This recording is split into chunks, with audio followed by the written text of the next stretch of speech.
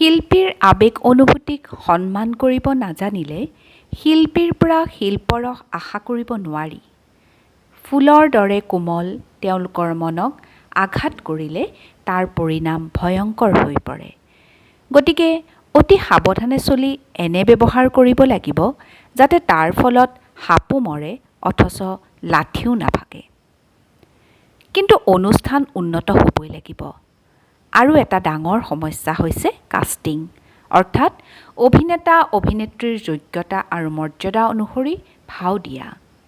বেছিভাগ নাট্যকাৰেই নাটক ৰচনা কৰোঁতে কিছুমান চৰিত্ৰ উপেক্ষিত হৈ ৰয়। এই উপেক্ষিত চৰিত্ৰসমূহ ৰূপায়ণ কৰিবলৈ অভিনেতাসকল আগবাঢ়ি নাহে। ৰোলটো এনেকুৱা হ'ব লাগে যাতে তাৰ যোগেদি অভিনেতাজনে নিজৰ প্ৰতিভা প্ৰকাশ কৰিব পাৰে। আৰু সমস্যা আছে। বেছিভাগকে ৰজা মহাৰজা হ'বলৈ লাগে। খৰি ভাৰী ভিক্ষাৰী হৈ ফটা কাপোৰ পিন্ধি মলিয়ন বেশেৰে ওলাবলৈ বাৰু কোনে ভাল পায়? মৰা সৈনিকৰ ভাও দিবলৈ কোন আগবাঢ়ি আহে? পুহমহীয়া মাজৰাতি গছৰ পাত পিন্ধি জংঘলী ৰজাৰ ভাও দিবলৈ কাৰ মন যায়? তাতে যদি তেওঁৰ মুখৰ বচনো নাই। এইবোৰ কাৰণতে সকলোকে সন্তুষ্ট কৰিব নোৱাৰি আৰু সকলোকে সন্তুষ্ট কৰিবলৈ গ'লে গাধ, বাপেক আৰু পুতেকৰ সাধুৰ দৰে সৰ্বনাশ হ'বগৈ। আচলতে নাটকৰ সকলো ভূমিকা অপৰিহাৰ্য। তাকে স্বকীয় প্ৰতিভাৰে অভিনেতাই বিশ্বাসযোগ্যভাৱে প্ৰতিষ্ঠা কৰিব লাগে। ইয়াৰ বাবে খন্তেক সময়েই যথেষ্ট। গোটেই নাটকখনৰ প্ৰয়োজন নাই। আচলতে নিজৰ প্ৰতিভা থাকিলে সি প্ৰকাশ হ'বই। বাধা দি ৰাখিব নোৱাৰি। অৱশ্যে জন্মতে অভিনেতা হৈ জন্ম লাভ কৰা সকলৰ কথা সুকীয়া। তেওঁলোকে কম সময়তে সফলতা লাভ কৰিব পাৰে। যিসকলৰ এনে প্ৰতিভা নাই তেওঁলোকে তেনে প্ৰতিভা আয়ত্ব কৰিবলৈ চেষ্টা কৰিব লাগে। তদুপৰি এই গুণ আহৰণ কৰিবলৈ শ্ৰেষ্ঠ অভিনেতাৰ কৌশল আয়ত্ব কৰিব লাগে। মাকৰ পেটতে শিল্পী হৈ অহা শিল্পীৰ সংখ্যা বৰ কম। তেনে শিল্পীয়েও পুনৰ পৰিৱেশ পাব লাগিব আৰু নিজেও চেষ্টা কৰি আগবাঢ়ি যাবলৈ অহোপুৰুষাৰ্থ কৰিব লাগিব। বিনা চেষ্টাৰে একো নিশিজে। বাইচাইকেলৰ হাজাৰ অংশৰ ভিতৰত ভাল্ভ টিউব অতি সামান্য অংশ। কিন্তু এই অংশটো নহ'লে চাইকেল নচলাৰ দৰে সাধাৰণ চৰিত্ৰ এটাৰ অবিহনে প্ৰায় নাটকেই অচল। উদাহৰণস্বৰূপে মহাকবি কালিদাসৰ অমৰ সৃষ্টি শকুন্তলা নাটকৰ মাছমৰীয়াজনৰ কথা উনুকিয়াব পাৰি। মাত্ৰ কেইমিনিটমানৰ বাবে মঞ্চত প্ৰৱেশ কৰি সমগ্ৰ নাটকখনৰ কেন্দ্ৰবিন্দু হিচাপে জানো পৰিচিত হোৱা নাই? এই চৰিত্ৰটোৰ অবিহনে নাটকখন অসম্পূৰ্ণ হৈ ৰ'ব। গতিকে চৰিত্ৰ ডাঙৰ সৰু বুলি কথা নাই। কথা হৈছে সেই চৰিত্ৰটোত নাটকৰ বিষয়বস্তুৰ লগত থকা সংগতি। সমাৰোহ সমিতিৰ সভাপতিকে সভাপতি পাতি মালিক ছাৰে এখন আনুষ্ঠানিক সভা পাতি পেলালে আৰু সভাত উপস্থিতসকলক তথা বলেণ্ডাকো ছাৰৰ স্বভাৱসিদ্ধ ৰসিক বৰ্ণনাৰে পৰিচয় কৰাই দিলে। ছাৰে বলেণ্ডাৰ গুণ-গৰিমা বৰ্ণনা কৰি এটা চমু ভাষণ সভাত আগবঢ়ালে। ছাৰৰ কথাত সকলোৱে হাঁহিত বাগৰি পৰিল। এইবাৰ পাল পৰিল বলেণ্ডাৰ। বলেণ্ডাই খুব চমুকৈ ক'লে, মই জীৱনত প্ৰথমবাৰৰ বাবে বৰুৱা বামুণ গাঁৱলৈ আহি ইয়াৰ মানুহ আৰু ঠাইখনৰ প্ৰেমত পৰিছোঁ।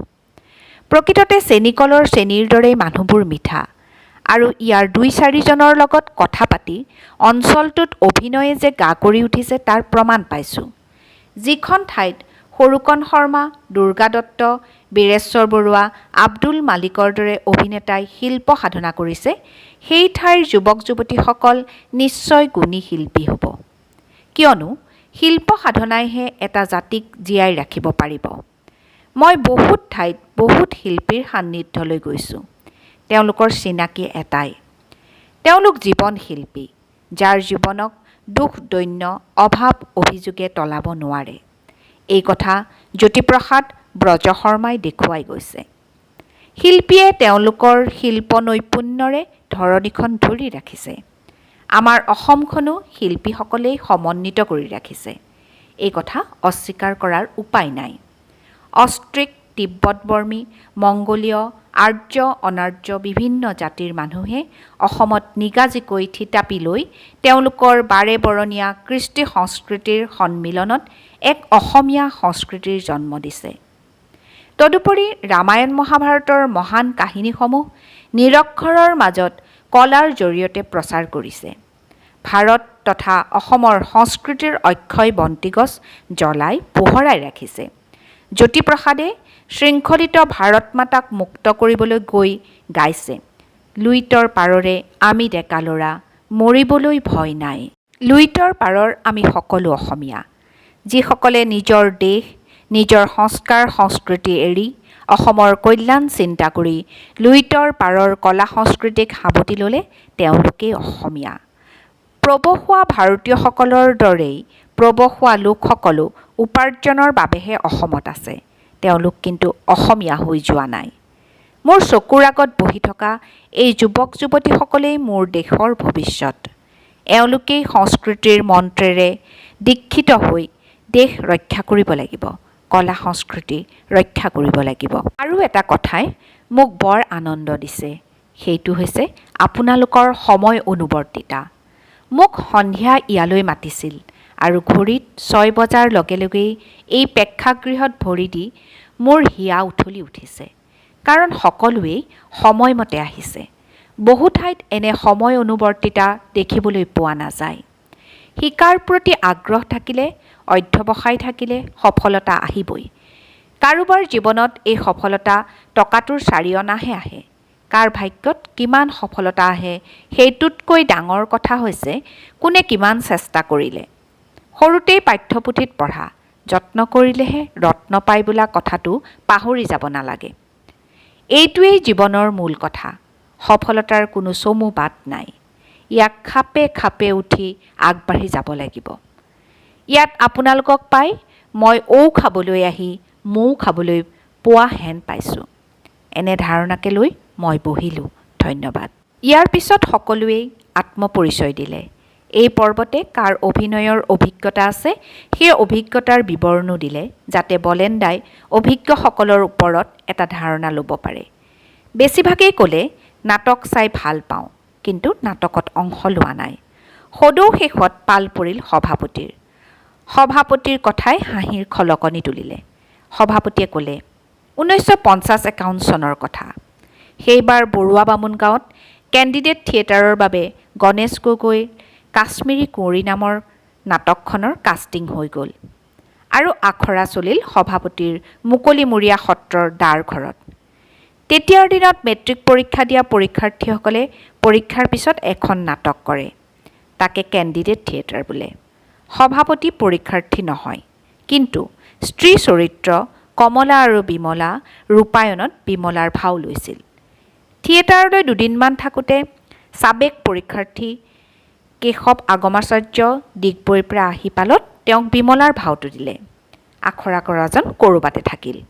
তেওঁৰ আৰু কাহানিও ৰংগমঞ্চৰ অভিনয় কৰা নহ'ল, বৰং অভিনয়ৰ ভলণ্টিয়াৰ হৈয়ে নেপথ্যত থাকি গ'ল।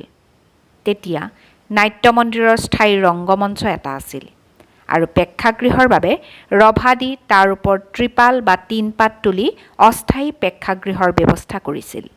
তদুপৰি ঘৰে ঘৰে গৈ বেঞ্চ চকী বিচাৰি আনি পিছদিনা ওলোটাই দিব লাগিছিল। গতিকে এইবোৰ কাম কৰিবলৈ বহুতো ভলণ্টিয়াৰৰ প্ৰয়োজন হৈছিল। প্ৰেক্ষাগৃহত চকী বেঞ্চ পূৰ্ণ নোহোৱাকৈয়ে দৰ্শক বহিল আৰু অভিনয় সম্পূৰ্ণ উপভোগ নকৰাকৈয়ে দৰ্শক ঘৰাঘৰি গ'ল। পাদপ্ৰদীপৰ সন্মুখত থিয় নোহোৱাকৈ তেওঁ অভিনয় জীৱনৰ সামৰণি মৰা অসম্পূৰ্ণ কাহিনী শুনি শ্ৰোতামণ্ডলী হাঁহিত বাগৰি পৰিল। পিৰিচ পিয়লাৰ টুংটাং শব্দৰ মাজত সভা শেষ হ'ল। ইয়াৰ পিছৰে পৰা একাদিক্ৰমে সদায় আখৰা চলিল। বলেণ্ডা নথকা সময়ত ই দুখন নাটকৰ আখৰা নিয়মিতভাৱে হয়। ইয়াৰ আগতে বলেণ্ডাক মাতিবলৈ মই তেজপুৰলৈ ওলালোঁ। মহাভৈৰৱ আৰু ভৈৰৱী মন্দিৰ আছে বুলি জানো, আৰু জানো তেজপুৰৰ বিখ্যাত বান ৰংগমঞ্চৰ কথা, য'ত জ্যোতিপ্ৰসাদ আগৰৱালা, ফণী শৰ্মা, বিষ্ণুপ্ৰসাদ ৰাভা, চন্দ্ৰ গোস্বামী, ডক্টৰ ভূপেন হাজৰিকা আদি স্বনামধন্য শিল্পীসকলে অভিনয় কৰি জাউতি যুগীয়া খ্যাতি ৰাখি থৈ গৈছে। সেই সকলোকে প্ৰণতি জনালোঁ। প্ৰণিপাত জনালোঁ পাৰ্বতী পৰমেশ্বৰৰ উদ্দেশ্যে যাত্ৰা সিদ্ধিৰ বাবে আমাৰ নাট্য মন্দিৰৰ নাট সমাৰোহ ফণী শৰ্মাক জড়িত কৰা। মালিক ছাৰৰ পৰা সকলো তথ্য পাতি জানি ছাৰৰ পৰা চিঠি এখন লৈ ব্ৰহ্মপুত্ৰৰ ফেৰীত পাৰি দিলোঁ।